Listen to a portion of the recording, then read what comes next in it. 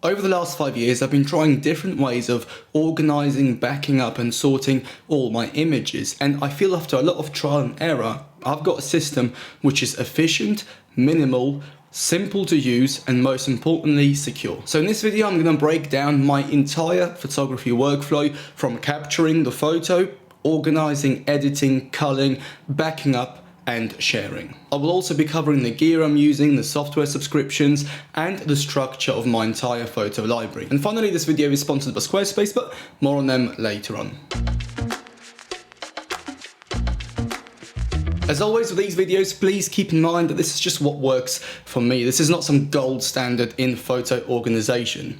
The best way to approach it is to watch this video from start to finish, pick out 10-20% of what applies to you and what you like the sound of, maybe watch another video, pick 10-20% from that, and then through your own trial and error and all of these points, you build a custom workflow that works for you. Secondly, please keep in mind that this is my job, therefore I can justify spending more money on certain gear that you simply don't need to spend that money on. For example, I would buy an expensive high-speed SSD over a conventional hard drive because it makes my life easier. Equally, I would buy a high-speed UHS 2 SD card over a normal SD card because again, it makes my life easier. That's because I deal with this every single day, both for YouTube and for freelance client work. So to me, it's worth it, but to you, it might not be. So don't think you need to go and buy the fastest cards or drives or gear just because I have. I take all my photos on the Sony Tough SD card, specifically the UHS 2 256GB SD cards. Now, they are meant to be extra tough, water and drop resistant. Thankfully, I've never had to test that out, but my argument is to spend a bit more money and have something that is extra safe, so to speak, because at the end of the day, all my photos will be sitting on those cards, at least until I get home. Next up is a SanDisk SSD. It's a 2TB one, and this is my main offline backup for all my photos, as I'll explain later in the video. Moving on to computers, I have two. I've got a 14-inch MacBook Pro, which is my main editing machine, and it's my indoor computer. I also have the 11-inch M1 iPad Pro, and that is my laptop. All right, let's move on to software and cloud services. Lightroom CC, so the cloud-based non-classic Lightroom, is my main photo editing app. All my raw photos and edits are stored in the Adobe Cloud, and the beauty about it is I can access it from my laptop, from my iPad, from my phone, and even from a web browser if I'm using a computer that's not mine. The second piece of software is Affinity Photo. Now, this is not a subscription. I think it's like £20-30 for a one-off payment. I've got it on my laptop and I've got it on my iPad. And again, with the new version, there is some sort of cloud sync. And I use that for more heavy editing and custom effects, such as the Alton effect, really more heavy duty cloning and stamping, and even compositing if I ever have to do that in the future. Next up, I have the Apple Photos library, and inside I store all the full-size JPEGs. This is more for sharing because it's very easy to open up Apple Photos over Lightroom. Also, it integrates really well with apps like Final Cut, so if I'm editing a video, I can quickly pull in a photo from that library. When it comes to sharing on social media, the main app I use is called Unfold, and that allows me to make custom templates for all my photos. So whenever you see me share on stories or in posts a series of 3 landscape shots or a mixture of different crops, that's the app that I'm using. So now looking at my Lightroom library, it's split into these 4 main categories. You've got travel, and that also includes all of my personal work and my street photography and everything that you kind of know me for. Then you have client stuff. Moving down, you have people, and then you have just like random bits and bobs. The travel stuff is split by continents, then by countries, then by cities or major events. And then for me, it's a very easy way to find a particular photo. If it's, let's say, Lisbon, quickly navigate to Europe, Portugal, Lisbon. Client stuff is broken down by the name of the client and then the shoot type or the shoot date. People is obviously self-explanatory. That's where I'll keep all my albums of specific people or specific things with friends. And finally, random is for random things like thumbnails or random photos for the website, bits like that which don't really belong anywhere else. All the photos are keyworded so that if I type in Brighton, all the Brighton photos would come up.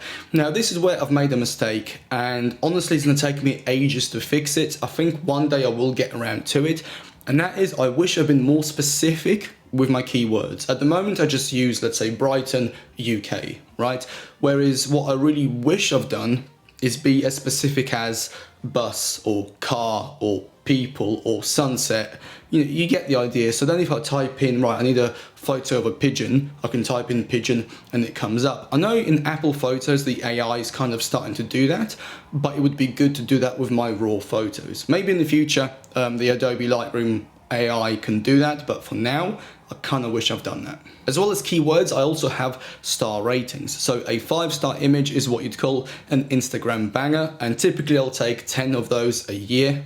4 stars is just a very good photo. 3 stars is a decent photo. 2 stars is kind of acceptable and it can be used in certain scenarios. And 1 star is usually either deleted or it could be like a background. Maybe it's a very motion blurry photo, which as a photo sucks, but it might work as a background for a future guide, for example. Now, first and foremost, I always shoot on 2 cards. Now, I don't think I've ever had a card fail on me, but I've definitely formatted one memory card and thought, oh crap, I shouldn't have done that.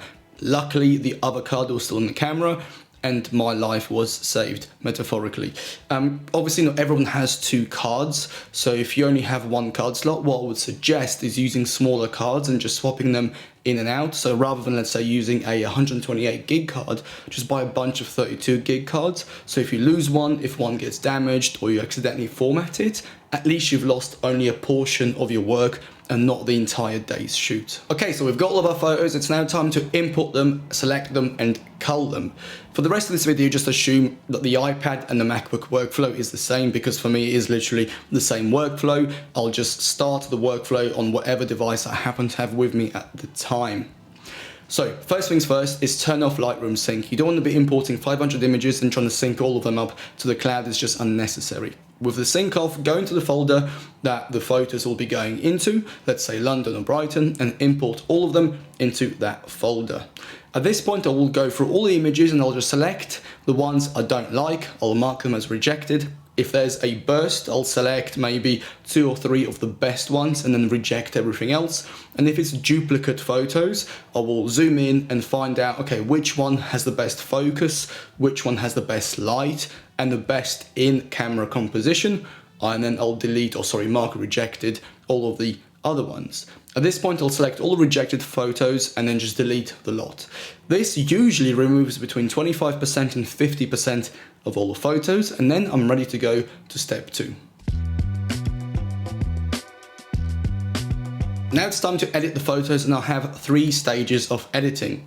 The first stage is very quick and simple. I simply go through all of my photos and apply one of my presets to the photos and just see in which direction do I want to take that photo. Sometimes I'll have an image where none of my presets seem to work. It's very rare now, but it does happen. If I really like the photo, then I'll still keep it. If I don't like it, then I'll delete it.